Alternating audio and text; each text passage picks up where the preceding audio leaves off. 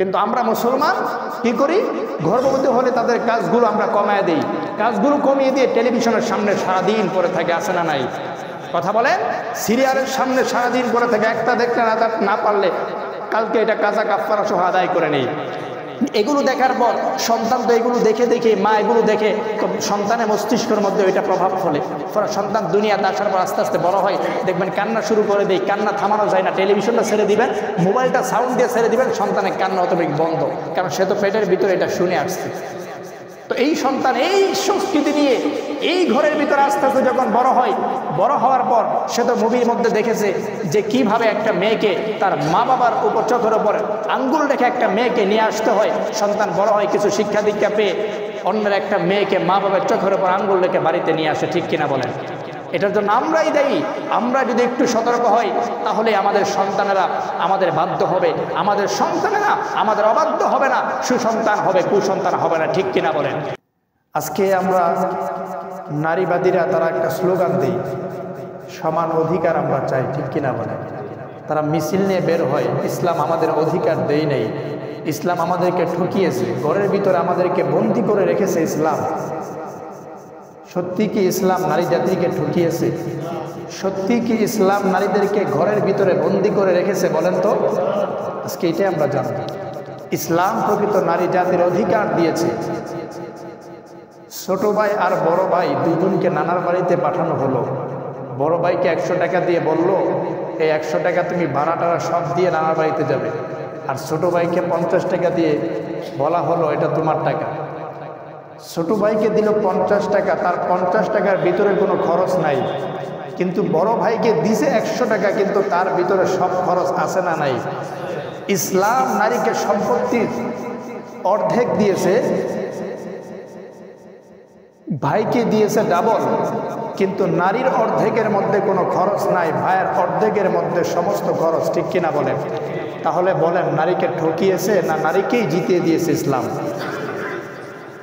নারীকে পর্দায় থাকতে বলেছে। নারীবাদীরা স্লোগান দেই, আমার দেহ আমি যাকে ইচ্ছা তাকে দেখাবো, এখানে ইসলাম হস্তক্ষেপ করার কে?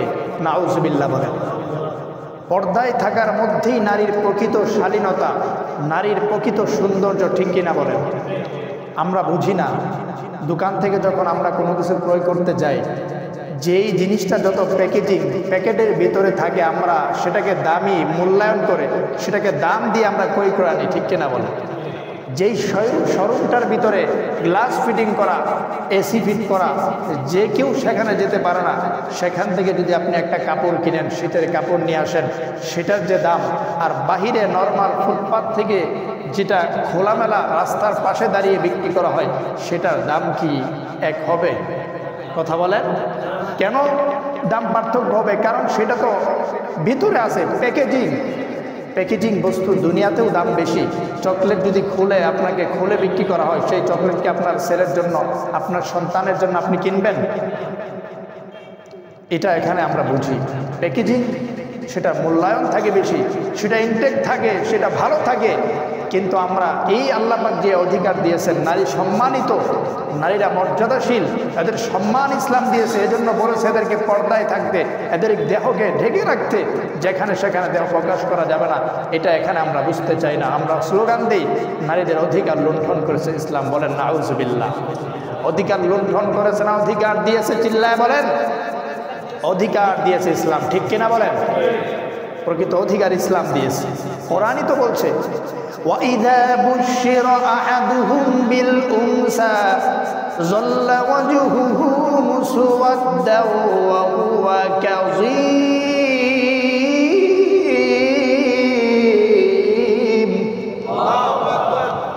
কোরআন বলছে, ঘরের ভিতরে যখন কন্যা সন্তান আসে, তখন মুখটা বাবার কালো হয়ে যায়, মুখের দিকে আর তাকানো যায় না। দোকানে বাজারে যাওয়ার পর এসে বলে, দোকানে তো মিষ্টি খুঁজে পেলাম না, ঠিক কিনা বলেন? পুরুষ সন্তান যদি হয়, ছেলে সন্তান যদি হয়, তখন বাজারে যে দোকান, পুরো দোকানটাই ফ্রি করে দেয়, মিষ্টি যা আছে সব বাড়িতে বাসায় পাঠিয়ে দেওয়া, ঠিক কিনা বলেন? আল্লাহ পাক বলছে। এই অবস্থা ছিল এক সময়, এখনো অনেক এলাকায় বা অনেক ফ্যামিলিতে আছে। এই অবস্থা এক সময় ছিল, কোনো সম্মান ছিল না তাদেরকে, তাদেরকে অপমান করা হতো। কোনো নারী সন্তান, কোনো কন্যা সন্তান জন্ম লাভ করে কোনো ফ্যামিলির মধ্যে এটাকে অপমান মনে করা হতো, অপদস্থতা মনে করা হতো। তাকে মাটির নিচে চাপা দিয়ে জীবন্ত মাটির নিচে পুঁতে ফেলা হতো। দাহিয়াতুল কালবির ঘটনা আপনারা জানেন। হযরতে দাহিয়াতুল কালবি একজন সাহাবী।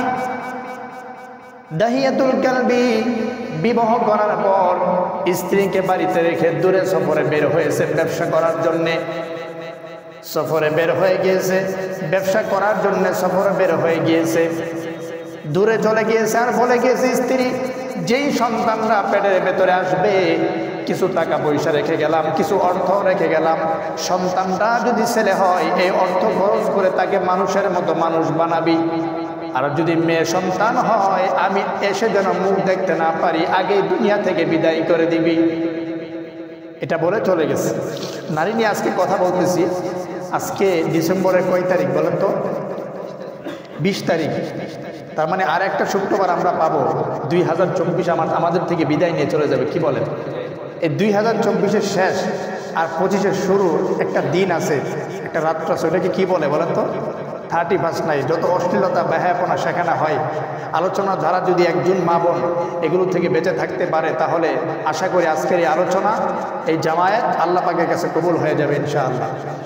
আগামী সপ্তাহে আলোচনা করব 31 নিয়ে বিস্তারিত ইনশাআল্লাহ। সম্মানিত উপস্থিতি, দাহিয়াতুল কালবির কথা বলতেছিলাম। চলে গেল সফরে, যাওয়ার পরে স্ত্রীর পেটের ভিতরে যে সন্তানটা ছিল দুনিয়াতে আসলো, প্রসব হলো। আল্লাহর কি কারিশমা, সন্তানটা ছেলে হলো না, সন্তানটা হলো কন্যা সন্তান, মেয়ে। স্ত্রী মনে মনে ভাবলো, স্বামী তো বলে গিয়েছে যদি কন্যা সন্তান হয় দুনিয়া থেকে বিদায় করে দিতে, কিন্তু সন্তানের দিকে তাকিয়ে দেখে চেহারা এত সুন্দর, আল্লাহ পাক পূর্ণিমার চাঁদ মনে হয় আল্লাহ পাক তার ঘরের ভিতরে দিয়ে দিয়েছে। চেহারার দিকে তাকিয়ে সন্তানটাকে আর মাটির নিচে পুঁতে ফেলতে পারলো না।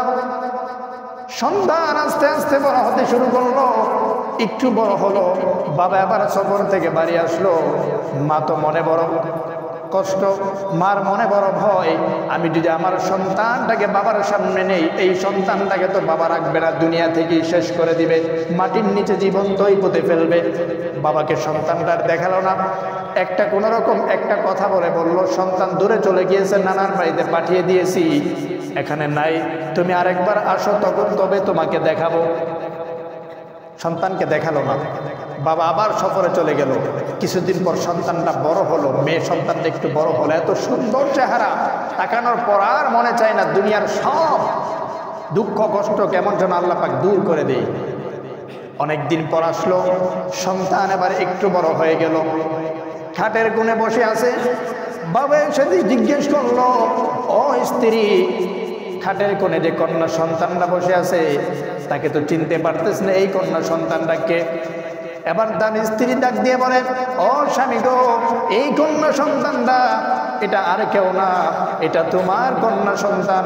তোমার ভয়ে তুমি যখন গত আসছিলে, আরেকবার যখন আসছিলে, আমি তোমার ভয়ে আমি পরিচয় লুকিয়ে রাখছিলাম, এটাই তোমার কন্যা সন্তান, এটাই তোমার সন্তান যে জন্ম লাভ করেছে কিছুদিন আগে, এটা কন্যা সন্তান ছিল, তোমার ভয়ে আমি তোমাকে বলি নাই। এবার সে মাথা হাতে দিয়ে মুখটা তার কালো হয়ে গেল। আবার তাকিয়ে দেখে এত সুন্দর চেহারা, কি করবে? তাকে সমাজে রাখবে নাকি এই অপমানের বোঝা নিয়ে তাকে রাখবে, নাকি দুনিয়া থেকে শেষ করে দিবে, বিদায় করে দিবে, এটা সে ভাবতেছে। ঘরের বাহিরে যখন বের হলো, দেখে মানুষ তাকে অপমান করে, অপদস্থতা করে। অপমান শুনে আর সহ্য হল না। যত সুন্দর হোক না কেন, তাকে আর রাখা যাবে না, তাকে শেষ করে দিতে হবে, দুনিয়া থেকে বিদায় করে দিতে হবে, জীবন্ত এই মাটির নিচে পুঁতে ফেলতে হবে। কিভাবে পুঁতে ফেলবে? নিজের স্ত্রীর কাছ থেকে সন্তানটাকে কিভাবে নেওয়া যাবে, একটা কৌশল মাথার ভিতর ঘুরপাক খাচ্ছে। একটু পর এসে স্ত্রীকে বলে, ও সন্তানের মা, তোমার কন্যাটাকে সাজিয়ে দাও, তাকে নিয়ে একটু নানার বাড়ি থেকে একটু ঘুরে আসি। বউয়ের মনে তো ভালো কথা, স্ত্রী মনে মনে ভাবতেছে, যাক সন্তানের প্রতি মনে হয় বাবার একটু টান চলে এসেছে, আর মনে হয় তাকে মারবে না, তাকে মনে হয় আবার জীবিত রাখবে। সুন্দর করে কন্যাটাকে সাজিয়ে দিল নানার বাড়িতে নেওয়া যাওয়ার জন্য। এবার দাহিয়াতুল কালবি কন্যাটাকে কুলে নিয়ে নানার বাড়ির পথে রওনা হয়েছে, নানার বাড়ির দিকে যাবে। কিছুক্ষণ যাওয়ার পর জঙ্গলের ভিতর দিয়ে একটা পথ দিয়ে যখন রওনা হলো, সন্তানরা ডেকে বলে, বাবা এই পথ দিয়ে কেন যাচ্ছ? নানার বাড়ির পথ তো এটা না, নানার বাড়ির পথ এটা। দাহিয়াতুল কালবি ডেকে বলে, ও সন্তান চুপ থাকো, এই পথে যদি নানার বাড়িতে তোমাকে নিয়ে যাই সময় কম লাগবে, এই জন্য এই পথ দিয়ে যাচ্ছি। কিছু দূর যাওয়ার পর সন্তানটাকে রাখলো পাহাড়ের কিনারে, রেখে দাহিয়াতুল কালবি বলতেছে, তুমি একটু দাঁড়াও, আমাকে একটা গর্ত খনন করতে হবে একটা কাজে। সন্তানটাকে নামিয়ে একটা গর্ত খনন করতে শুরু করলো। মেয়ে সন্তানটা দেখে বাবা গর্ত খনন করতেছে, বাবার কষ্ট হচ্ছে, ঘাম শরীর থেকে ঝরছে। কন্যা সন্তানটা এসেও বাবার কাজে সহযোগিতা করলো, বাবার সাথে গর্ত খননের কাজে সহযোগিতা করলো। মাটিগুলো উঠিয়ে উপরে রেখে দিল, গর্ত খননে বাবার সাথে সহযোগিতা করলো। গর্ত খনন করা শেষ, এবার কন্যা সন্তানটাকে খুলে নিয়ে গর্তের কাছে গেল। কন্যা সন্তান বুঝে ফেললো, এই গর্ত বুঝি আমার জন্যই বাবা খনন করেছে। কন্যা সন্তান ডাক দিয়ে বলে, বাবা আমাকে ছেড়ে দাও, আর জীবনে তোমাকে বাবা বলে পরিচয় দিব না। আমাকে গর্তের ভিতরে জীবন্ত আমাকে মাটির নিচে পুঁতে ফেলে আমার জানকে শেষ করো না, আমাকে ছেড়ে দাও, বাবা পরিচয় আমি তোমাকে কখনো দিব না। কিন্তু বাবা তো নাসুর বান্দার ছাড়ে নাই। কন্যা সন্তানটাকে এবার নিয়ে গর্তের ভিতরে ছুঁড়ে মারল, গর্তের ভিতরে মেরে শেষ করে নাই। কন্যা সন্তানটা চিৎকার করে বলতেছে, বাবা বাবা আমাকে তুমি ছেড়ো না, মেরে ফেলো না, আমাকে ছেড়ে দাও, আমি এমন এক জায়গায় চলে যাব, তোমার সামনে আমি আর কখনো পড়বো না, আমি তোমাকে আর কখনো বাবা বলে ডাকবো না, আমাকে ছেড়ে দাও। কিন্তু বাবা নাসুর বান্দা দিনের ভিতরে একটু দয়া আসে নাই, কারণ ভিতরে তো ইসলাম নাই, ঠিক কিনা বলেন? ইসলাম যার ভিতরে আছে, দয়া তার ভিতরে আছে না নাই? আরো জোরে বলেন, শান্তির একমাত্র ধর্মের নাম কি? আরো জোরে বলেন, কি নাম? ইন্নাদ-দীনা ইনদাল্লাহিল ইসলাম ওয়া মান ইয়াবতাগি গায়রাল ইসলামি ফালাই ইউকবালা মিন ওয়া হুয়া ফিল আখিরাতি মিনাল খাসিরিন।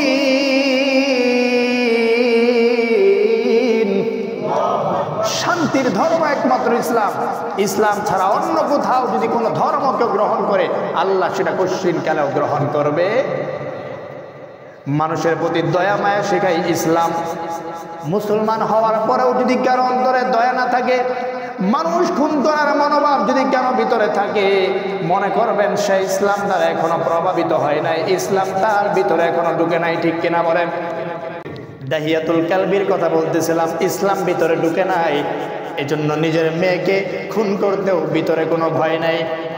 মেয়েটাকে এবার ছুঁড়ে মারলো গর্তের ভিতরে, আর ডাকতেছে, বাবা আমাকে মেরো না, আমি তোমাকে আর জীবনে বাবা বলে ডাকবো না, আমি তোমার সামনে আর কোনোদিন পড়বো না, বাবা আমাকে মেরো না। কিন্তু বাবার দিলে ইসলাম নাই, কোনো মায়া হয় নাই।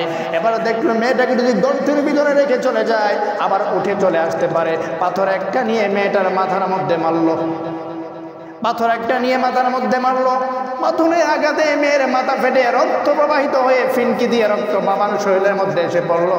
নাসুর বান্দা বাবা তাও মেয়েটাকে ছাড়লো না, বাবা বাবা বলে ডাকতেছে মেয়েটা, বাবা আমাকে মেরো না, আমি আর কোনোদিন তোমার সামনে পড়বো না, তোমাকে বাবা বলে আমি ডাকবো না, আমাকে ছেড়ে দাও বাবা, আমাকে ছেড়ে দাও।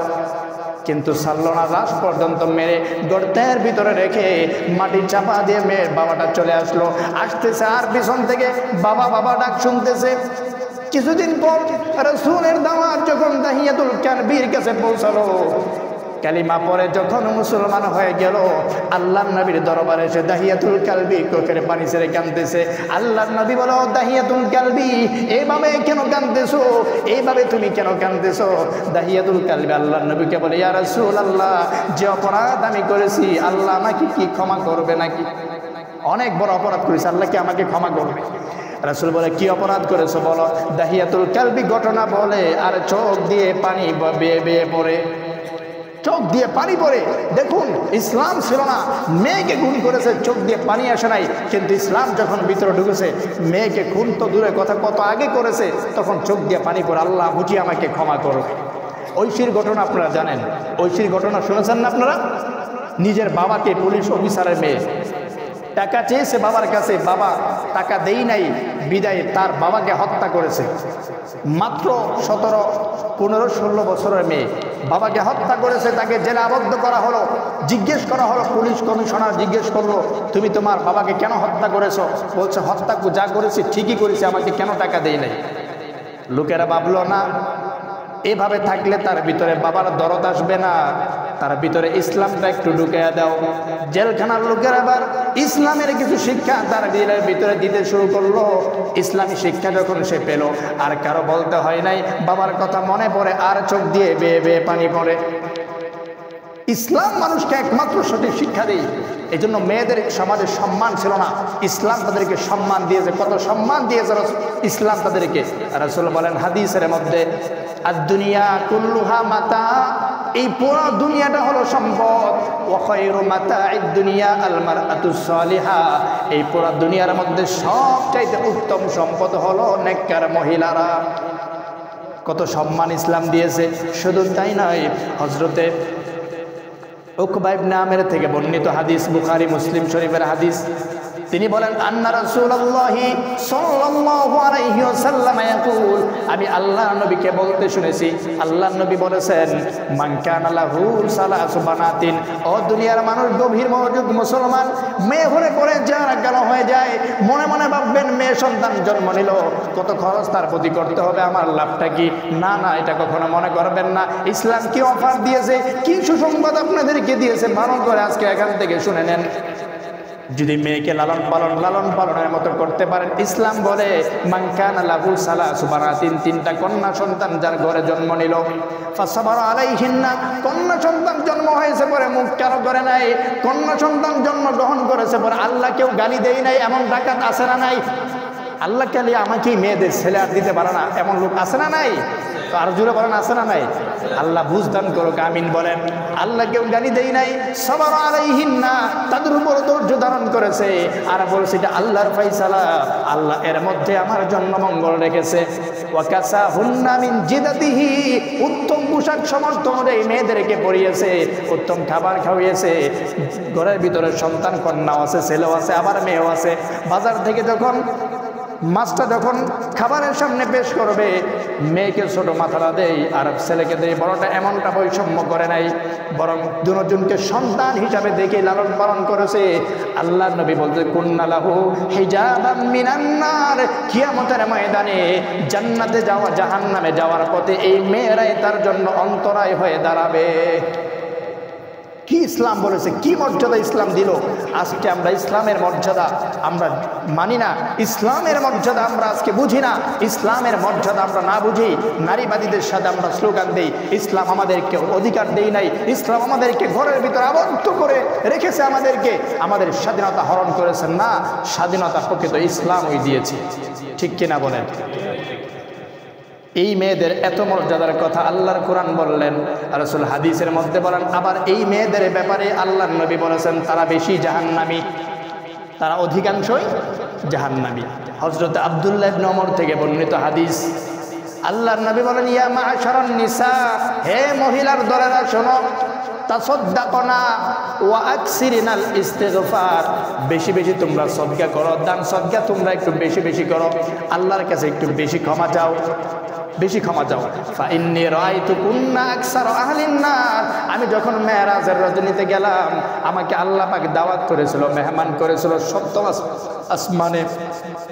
সেখানে আমি যে জান্নাত দেখলাম, জাহান্নাম দেখলাম, আরশ দেখলাম, কুরসি দেখলাম, দেখে আমি দুনিয়াতে যখন আসলাম, আমি সেখানে যাওয়ার পর জাহান্নামের ভিতরে দেখলাম অধিকাংশই মেয়ে লোক। এই ঘটনা বলার পর আল্লাহর নবী, একজন মহিলা ছিল, ফাকালাত ইমরাআতুম মিনহুন্না জাযালা, একজন মহিলা তার নাম জাজাল। এই মহিলা রাসূলকে প্রশ্ন করল, ইয়া রাসূলুল্লাহ মা লানা ইয়া রাসূলুল্লাহ আকসারু আহলিন নার, কেন আমরা মেয়ের অধিকাংশ জাহান্নামী, কারণটা কি একটু বলে দেন। রাসূল বললেন 2 কারণে। কয় কারণ? আরো জোরে বলেন, কয় কারণ?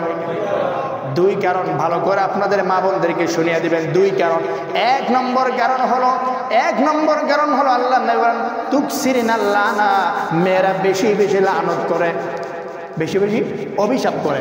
সন্তান একটু দুষ্টামি করলেই অভিশাপ শুরু করে দেয়, তুই মরে যেতে পারস না, তুই অসুখ হয়ে যেতে পারো না, বঙ্গ হয়ে বসে থাকবি, আছে না নাই? কথা বলেন। আবার স্বামীকে লানত করে, লানত তারা বেশি বেশি করে, অল্পতেই রেগে যায় আবার লানত করে।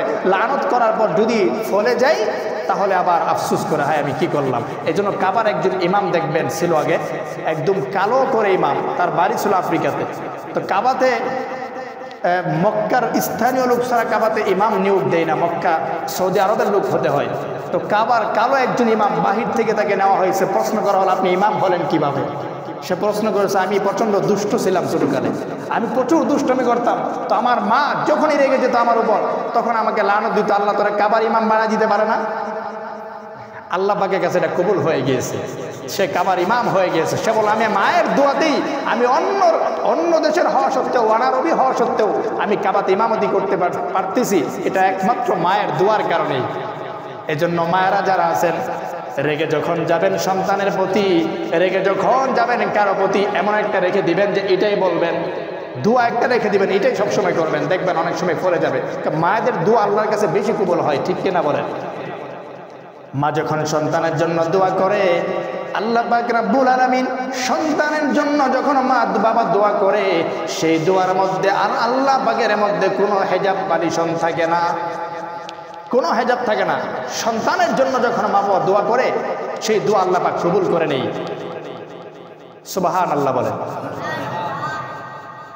তো এই মহিলাদেরকে আবার বলেছে বেশি বেশি তারা জাহান্নামে যাবে, দুই কারণ। এক নম্বর লানত বেশি দেয়, দুই নম্বর তাকফুরুনাল আশিরা, স্বামীর অকৃতজ্ঞ তারা বেশি বেশি হয়। অনেক কিছু আপনি দিয়েছেন, কোনো এক ঈদে নতুন কাপড় যখন দিতে না পারবেন, বলে ওঠে অনেক মা বোনেরা, বলে ওঠে অজান্তেই, তারা ইসলাম জানে না বিদায় বলে ওঠে, আপনার সংসারে এসে আমি কিছুই পাই নাই, আছে না নাই? এই যে স্বামী অকৃতজ্ঞ, এত কিছু দিল, সব দিল, তারপরে একটু সমস্যার কারণে বলে ওঠে কিছুই পাই নাই। এই অকৃতজ্ঞ, এই দুইটা কারণে রাসূল বলেন, আমি দেখেছি জাহান্নামের মধ্যে অধিকাংশই মেয়ে লোক। এই দুইটা কারণ যদি মা বোনরা দূর করতে পারে, মহিলাদের জন্য জান্নাতে যাওয়া সহজ করে দিয়েছেন কে? আরো জোরে বলেন, কে দিয়েছেন? মেয়েদের জন্য জান্নাতে যাওয়া সহজ, ডাইরেক্ট জান্নাতে তারা চলে যাবে। কিছু কাজ যদি করতে পারে, নামাজ পড়বে, রোজা রাখবে, স্বামীর অবাধ্যতা করবে না, স্বামীকে মানবে, মেয়েদের জন্য জান্নাত। একজন মেয়েই পারে, একজন মেয়ে লোকই পারে একটা ঘরকে ঠিক করতে। আর একটা ঘর যখন ঠিক হয়ে যাবে, প্রতিটা ঘর যখন ঠিক হয়ে যাবে, বাংলাদেশ থেকে অন ইসলামিক কার্যকলাপ, হিন্দুত্ববাদী, অসংস্কৃতি, নাস্তিকতা এমনি দূর হয়ে যাবে, ঠিক কিনা বলেন? এই জন্য মেয়েদের সবচেয়ে বেশি অবদান ইসলামের প্রতি তাদের রাখতে হবে। তারা অবদান রাখলে ঘর ঠিক, আর ঘর ঠিক তো রাষ্ট্র ঠিক, ঠিক কিনা বলেন? আল্লাহ পাক তৌফিক দান করুন, আমিন বলেন সবাই। মুসলমান গভীর মনোযোগ।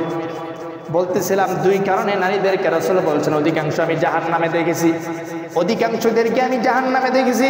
নারীদেরকে আমি বলবো, নারীদের আল্লাহ পাক এমন একটা বানিয়েছে, এই নারীদের পেট থেকে পৃথিবীর সবচেয়ে বড় অলিরা বের হয়েছে, ঠিক কিনা বলেন? আবার পৃথিবীর সবচেয়ে বড় ডাকাত, সবচেয়ে বড় কুলাঙ্গার, খারাপ নারীদের পেট থেকে ভালো বের হয়েছে। সুতরাং নারী যদি ঠিক হয়ে যায়, নারীর পেট থেকে যা বের হবে ওটাও হবে আল্লাহওয়ালা, ঠিক কিনা বলেন? আমরা শুনেছি বাইজিদ বুস্তামি অথবা আব্দুল কাদের জিলানির কথা আমরা শুনেছি, মায়ের পেট থেকে বের হয়ে কোরআনে কারীমের 18 পারা মুখস্থ করে ফেলেছে। সুবহানাল্লাহ। তার মা জবাব দেই, আমার সন্তান যখন পেটের ভিতরে আসলো, সন্তান পেটের ভিতরে আসার পর থেকে আমি উঠতে, বইতে, খাইতে, ঘুমাইতে সব সময় আল্লাহর কোরআনে কারীমের তিলাওয়াত করেছি। আমার এই তিলাওয়াতের কারণে, এই যে তিলাওয়াত করলাম, এই তিলাওয়াত সন্তানের মস্তিষ্কের মধ্যে যে প্রভাব ফেলেছে, এই জন্য সন্তান দুনিয়াতে আসতে দেরি হয়েছে, 18 পারা মুখস্থ করতে দেরি হয় নাই। সুতরাং মায়েরা যদি সন্তান আসার পরে ফেসবুকে অনেক কিছুই দেখেন, সারাদিন টেলিভিশনটা খুলে আপনারা মুভির মধ্যে পড়ে থাকেন, ভারতীয় সিরিয়ালের মধ্যে পড়ে থাকেন, কিন্তু সন্তান পেটে আসার পরে যদি এগুলো বাদ দিয়ে ভালো ইসলামিক বই পড়েন, বিজ্ঞানের বই পড়েন। আমরা ইহুদিবাদীদের কথা তো শুনছি, ইহুদিবাদীদেরকে চিনি না? ইহুদিবাদীরা কোনো সন্তান যখন, যে মায় গর্ভবতী মা, যার পেটের ভিতরে সন্তান এসেছে, সেই সন্তান আসার সাথে সাথে সমস্ত খাবার, সব খাবার তাকে খাওয়ায় না, যেই খাবারটার কারণে মাতার মস্তিষ্ক মেধা বৃদ্ধি পায়, এমন ভালো ভালো খাবার ওদের গর্ভবতী মায়েদেরকে তারা খাওয়ায়।